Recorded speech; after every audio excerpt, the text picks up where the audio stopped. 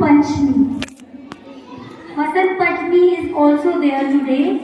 हम लोग जिस दिन माँ सरस्वती की पूजा करते हैं और विद्या की देवी, चाहे विद्या किसी भी प्रकार की हो, चाहे वो किताबी ज्ञान हो, चाहे वो डांस हो, वो सब विद्या में आता है। किसी भी नॉलेज को पाना ये विद्या होता है। तो आज वसंत पंचमी भी है जो हमारे इंडिया में मनाया जाता है।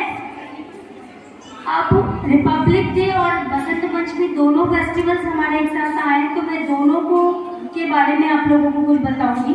आज हमारा 74वां रिपब्लिक डे है, 74वां गणतंत्र दिवस, यानी हमारे गणतंत्र को लिखे हुए कितने साल हो गए? 74 साल हो गए। और हम तब से आज तक खुद को बदलने की कोशिश कर रहे हैं। और सबसे ज्यादा गणतंत्र में जो बातें लिखी गई है क्या है? हमारे कुछ फंडामेंटल राइट्स है, कुछ फंडामेंटल ड्यूटीज है।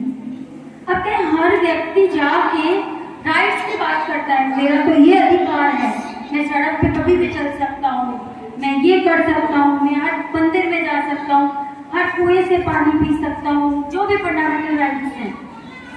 लेकिन हम में से शायद ही कोई अपनी रिस्पॉन्सिबिलिटी या ड्यूटीज को समझता है, अपने देश के लिए, अपने समाज के लिए, अपनी सोसाइटी के लिए, अपने कल्चर के लिए। धीरे धीरे हमारा कल्चर हमारे समाज से, हमारे परिवार से विलुप्त होता जा रहा है। लोग कहते हैं दिवाली मनाने की क्या जरूरत है, लोग कहते हैं ये करने की क्या जरूरत है। न्यूक्लियर फैमिलीज होती जा रही है, कल्चर की, फेस्टिवल्स की इम्पोर्टेंस कम होती जा रही है और कुरीतियां बढ़ती जा रही है। 74वां गणतंत्र दिवस, गणतंत्र लिखा गया, महिलाओं के भी बहुत सारे अधिकार थे, लेकिन उसमें लिखित में तो हर अधिकार है। आज हम कानून की किताबें भी पढ़ेंगे तो उसमें हर अधिकार है, लेकिन जब हकीकत में जब एक महिला अपने अधिकारों के लिए, अपने राइट्स के लिए, अपने खिलाफ वायलेंस के लिए लड़ने जाती है, तो वो कभी इस समाज की कुरीतियों की वजह से जीत नहीं पाती। तो यानी हमारे देश में गणतंत्र और जितनी भी राइट्स हैं वो सिर्फ किताबी लिखे हुए हैं। समझ रहे मेरी बात? मैं क्या कहना चाह रही हूँ? यानी कि हर माँ बाप, आजकल हर तीसरा माँ बाप कहता है कि मेरे बेटे बहू मुझे संभालते नहीं है, सेवा नहीं करते। मैं उनसे पूछती हूँ कि अगर आपके बेटे बहू सेवा नहीं करते तो आपकी कुछ गलती रही होगी? बोले नहीं, हमने तो कुछ नहीं किया। अच्छा, आपने कुछ नहीं किया? 50 लाख दहेज में किसने मांगा था? किसने कहा था 20 लाख की गाड़ी चाहिए और अपनी बेटी को जो देना चाहे दे दो? तो आपने तो उसी दिन अपना बेटा बेच दिया था। किस अधिकार से आप उसको बेटा बोल रहे हैं? किस अधिकार से आप उसको बेटा बोल रहे हैं? आप बेच चुके हैं, बाजार में नीलाम कर चुके हैं। और जहाँ सबसे ज्यादा रेट लगी थी ना, 20, एक व्यक्ति आया था आपके यहाँ, वो कह रहा था साहब 30 लाख है, 10 लाख की गाड़ी ले लो। आपने कहा नहीं नहीं, फलाने जी 50 लाख दे रहे हैं, हम तो 50 लाख वाले को देंगे अपना बेटा। तो बेच दिया आपने तो उस लड़की को, उसके माँ बाप को अपना बेटा। किस अधिकार से बेटा बोल रहे हैं आप उसको? आपने जिस दिन ब्याया ना, बहू नहीं लाए, आपको बेटा छोड़ के आना चाहिए था। वहाँ इतने पैसे ले आए थे ना, पैसे ले आए थे ना। क्या मैं गलत बोल रही हूँ? क्या मैं गलत बोल रही हूँ? अरे अगर लानी है बहू तो कपड़े में लेके आओ, और हो सके तो कपड़े भी खुद दो। नहीं बेटी, ना बन के वो बहू रहे, नहीं बहू वो सेवा करे, तो मैं गारंटी ले रही हूँ, जो बहू तो बिना दहेज के आती है वो सेवा भी करती है, प्रेम भी करती है, आप उसको बेटी बना के लाते हैं। लेकिन जो आप 50 लाख, 20 लाख, 10 लाख अपनी हैसियत और सामने वाले की हैसियत से ज्यादा दहेज लाते हैं ना, वो आप अपना बेटा बेच के आते हैं। तो जितने पेरेंट्स यहाँ बैठे हैं, जितने बच्चे यहाँ बैठे हैं, बच्चों बिकना नहीं है, बिकना नहीं है। अगर आप में दम है तो बच्ची को लाके अपनी कमाई से जीवन यापन करना है। समझ रहे हैं मेरी बात? आज मेरे देश के नेता कहते हैं घूंघट प्रथा हटाओ, ये हटाओ, वो हटाओ, लेकिन मैं उन्हीं के घरों में जाती हूँ, उनकी ही की झम झम झम झम चलती हुई मुझे सुनाई देती है। क्या मैं गलत बोल रही हूँ? तो मतलब हम बदलाव जो लाना चाहते हैं दूसरों के घरों से और समाज से लाना चाहते हैं, पहले हम क्यों नहीं बदलना चाहते? पहले हम क्यों नहीं बदलना चाहते? मेरे चारों तरफ के पर्यावरण में मैं देखती हूँ हर मिनट में एक बलात्कार होता है। एक लड़की सुसाइड से दहेज की वजह से मरती है। एक लड़की इसलिए मरती है क्योंकि उसके माँ बाप उसको पढ़ने नहीं दे रहे और उसकी शादी करना चाहते हैं समय से पहले। एक लड़की अपने ससुराल वालों से प्रताड़ित होकर मर जाती है केरोसिन डाल के या फांसी का फंदा लगा के। ये है हमारा गणतंत्र। ये करा हमने अपने 74 सालों में। ये बदलाव आया हमारे 74 सालों में। सिर्फ बातों में गणतंत्र है, सिर्फ शब्दों में गणतंत्र है, किसी के व्यवहार में कोई गणतंत्र नहीं है। आज मेरी गली के बाहर मेरे पड़ोसी निकलते हैं, आज मेरी गली के बाहर मेरे पड़ोसी निकलते हैं, हेलमेट ना होने पर या सीट बेल्ट ना होने पर 100 का नोट पुलिस वाले को थमाते हैं और फिर कहते हैं रिश्वतखोर हो गए हैं अफसर। अरे आपने 100 का नोट क्यों थमाया? क्यों नहीं आप हेलमेट और बेल्ट लगा के घर से निकले? क्यों नहीं आप हेलमेट और बेल्ट लगा के घर से निकले? रिश्वत तो हम 0 से शुरू करके खुद लोगों को रिश्वत लेना सिखा रहे हैं, फिर हम उनकी उम्मीदें बढ़ा रहे हैं। आज हम रिश्वत की बातें करते हैं। मेडिकल कॉलेज में मेरे बच्चे का एडमिशन नहीं होता तो मैं 1 करोड़ रुपए तक देने को तैयार हो जाती हूँ और मैं बात करती हूँ कि लोग रिश्वतखोर हैं। क्यों नहीं बच्चे को मैंने मेहनत करना सिखाया? क्यों नहीं बच्चे को मैंने मेहनत करना सिखाया? सुविधाएं और आराम व्यक्ति को कमजोर बनाती हैं, हल्का बनाती हैं, उसे सीखने को मजबूर करती हैं। जितनी कठिन परिस्थितियां होंगी व्यक्ति उतना ही मजबूर करेगा। कितने भी धंधा सेठ आप क्यों ना हो, अपने बच्चों को मेहनत करना सिखाएं अगर आप उनका जीवन अच्छा चाहते हैं। बच्चों जब तक मेहनत नहीं करोगे आपका जीवन सफल नहीं होगा। एक कठिन परिश्रम और हमेशा कठिन परिश्रम हमें अपने दिमाग को, मस्तिष्क को, अपने शरीर को परिश्रम में डालना चाहिए। एक योगी जैसा जीवन जीना चाहिए। हमें दिन रात मेहनत करनी चाहिए, चाहे हमारी उम्र कुछ भी हो। हमें अपने आप को मेंटली और फिजिकली, मानसिक और शारीरिक रूप से स्वस्थ रखने के लिए दिन रात मेहनत करनी चाहिए। अपने शरीर को, एक्सरसाइज, योगा को अपने जीवन का हिस्सा बनाना चाहिए। पहले के जमाने में जीवन इतना कठिन था कि एक्सरसाइज की हमें जरूरत नहीं होती थी, लेकिन आजकल हमारा जीवन इतना आरामदायक हो गया है। एसी कमरों से उतर के एसी गाड़ियों में बैठ के एसी ऑफिसेज में हम जाते हैं, इसलिए हमारे शरीर को व्यायाम की बहुत ज्यादा जरूरत है। पहले हमारे परिवार में दादा दादी होते थे, वो हमें गीता, भागवत और महाभारत के किस्से सुनाते थे, तो हमारी ज्ञान की गंगा वैसे ही बढ़ जाती थी।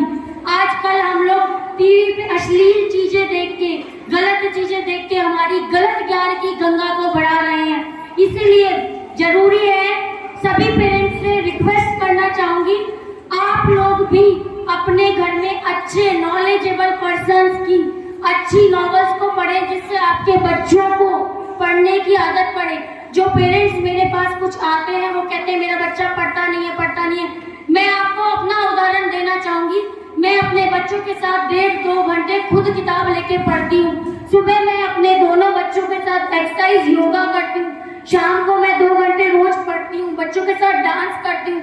अपने जीवन का जो भविष्य है, आपके जीवन की महत्वपूर्ण पूंजी, आपके जीवन की सबसे बड़ी दौलत आपके बच्चे हैं। अगर वो संस्कारी नहीं हुए तो आपका जीवन निरर्थक है। आपने दुनियादारी में, आजकल लोग चले हैं पड़ोसियों को खुश करने, नेताओं को खुश करने, बड़े बड़े अफसरों को खुश करने कि जिंदगी में कभी काम आ जाएंगे। अरे आपके कोई काम नहीं आएगा, आपके बच्चे सफल बनेंगे तो जीवन में आपके बच्चे आपके काम आएंगे। अपना कीमती समय उनको दीजिए, अपने रिश्तों को।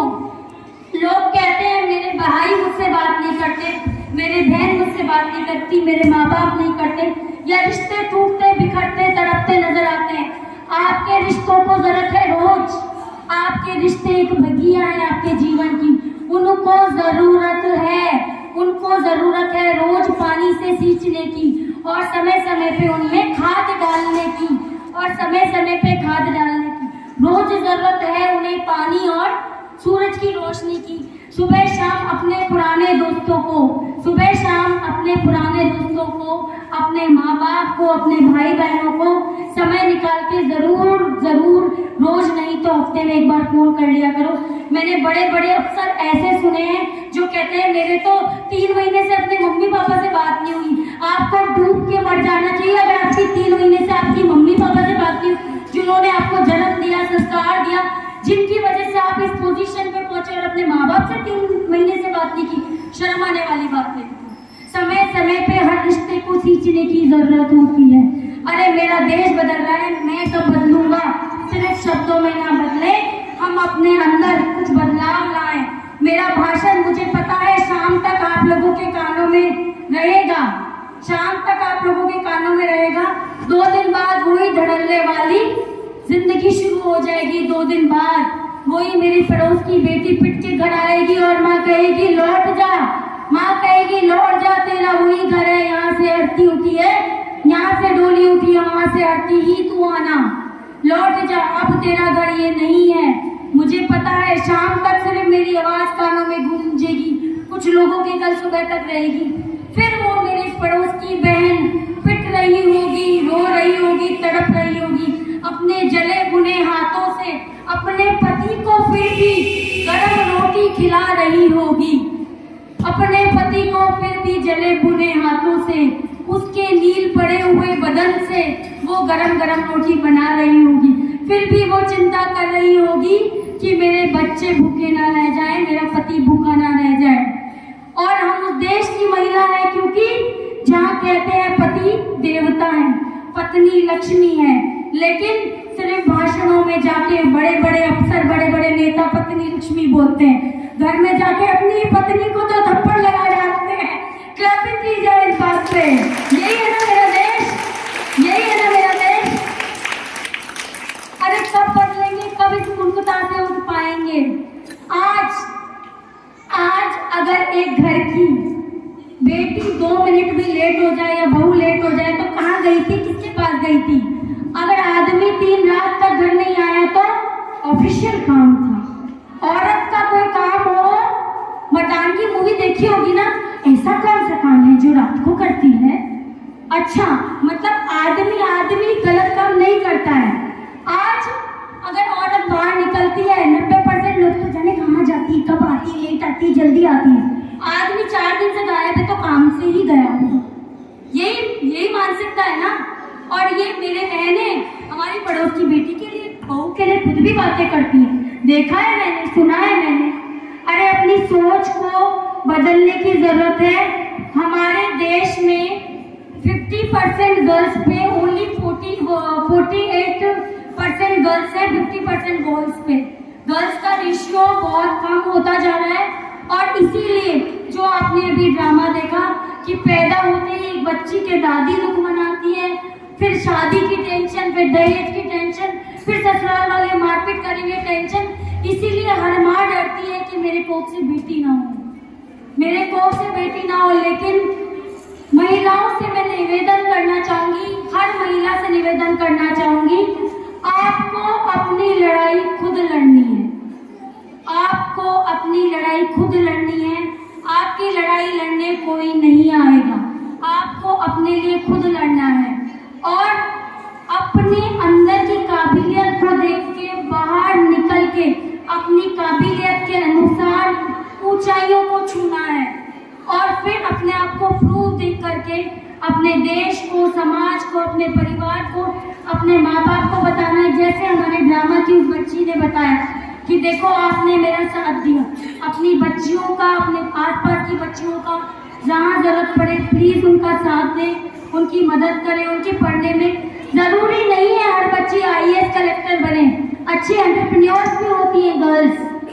जरूरी नहीं है कि सबकी एक ही कला हो। पढ़ाई एक कला है, उसके अलावा बहुत सारी चीजें होती है, dance, music, drama, painting, fashion designing, art and craft. दुनिया में लाखों चीजें हैं जिनमें पूरे संसार में लड़कियां नाम रोशन कर रही हैं। आप गूगल पे सर्च कर सकते हैं। सुष्मिता सेन अगर पढ़ने बैठ जाती, ज्यादा डिटेल में पढ़ती, बॉलीवुड में नहीं जाती, उसके पेरेंट्स सपोर्ट नहीं करते, या खुद की लड़ाई खुद नहीं लड़ती, हमारी तरह किसी घर में पिट के रोज रोटी बना रही होती। सही बता रही हूँ मैं? तो इसलिए अपनी काबिलियत को पहचाने, अपनी काबिलियत के दम पे पर्चा फहराएं और इस दुनिया को दिखाएं कि मैं बेटी हूँ, कमजोर नहीं हूँ, नारी हूँ, कमजोर नहीं हूँ। छू लेने दो मुझे आसमां, मैं लौट आऊंगी। छू लेने दो मुझे आसमां, एक बार पूरा आसमान मुझे घूम लेने दो, मैं लौट आऊंगी। अरे मैं लौट आऊंगी मेरे बाबू, अरे मैं लौट आऊंगी मेरी माँ, क्योंकि मुझे आसमां से ज्यादा मेरा परिवार